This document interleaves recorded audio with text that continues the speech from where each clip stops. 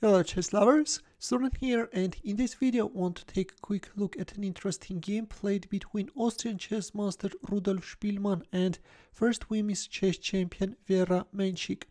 The game was played in 1938 in Margate, which is a town in England.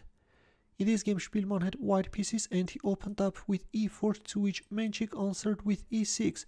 Fresh defense is on the board, Nc3 Nf6, e5, the classical Steinitz is on the board, and knight ce2. This line is now known as Shirov Anand variation, with which white is freeing the c3 square for the c pawn in order to strengthen the center.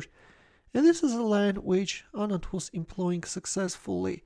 Queen b6, knight f3, f6, so from all possible sides black is bombarding white center, a3 and f takes e5. Black is hurrying with relieving tension in the center, but this is not good. Theory recommends bishop e7, preparing castling kingside.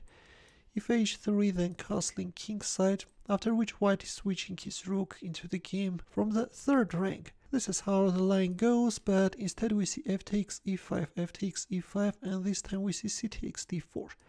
Bishop e7, black is hurrying to castle kingside, knight f4, and there we have it, castling kingside. Now if knight takes e6, then black can either play knight d takes e5 or even rook takes f3 is playable. That's why we see bishop d3. White wants to build up a kingside attack. Black's kingside actually looks vulnerable, and we have rook takes f4, which is a serious mistake.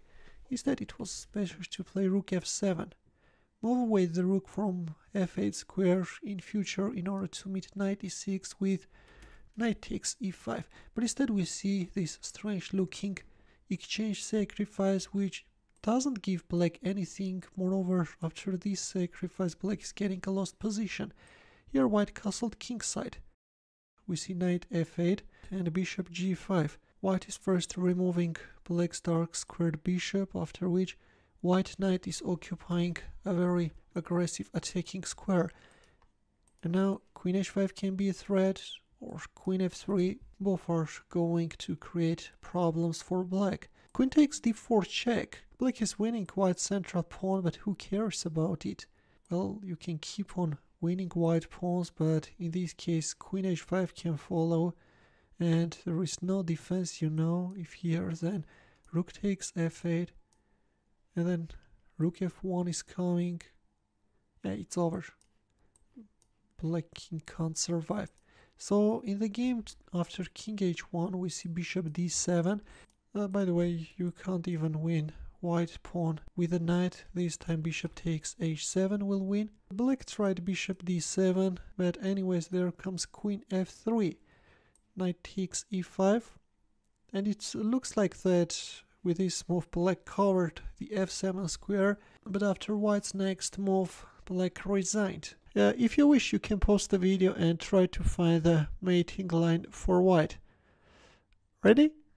There is a backrank weakness and Spielmann simply exploited it. There comes a queen sacrifice, after which resignation followed. So with queen f3 white not only created queen f7 threat but also queen f8 threat. If rook takes f8, then bishop takes h7, followed by rook takes h8, checkmate. Menchik misplayed the opening and then made a very serious mistake, went for a dubious exchange sacrifice and quickly found herself in trouble. On the other hand, of course, Spielmann is just a master in getting maximum out of typical positions. In the end, as usual, let me sharpen your tactical skills. Please take a look at this position and try to find the winning line for white. As usual, we'll wait for your answer in the comment section. Feel free to check out my early uploads as well. We'll see you in my next video.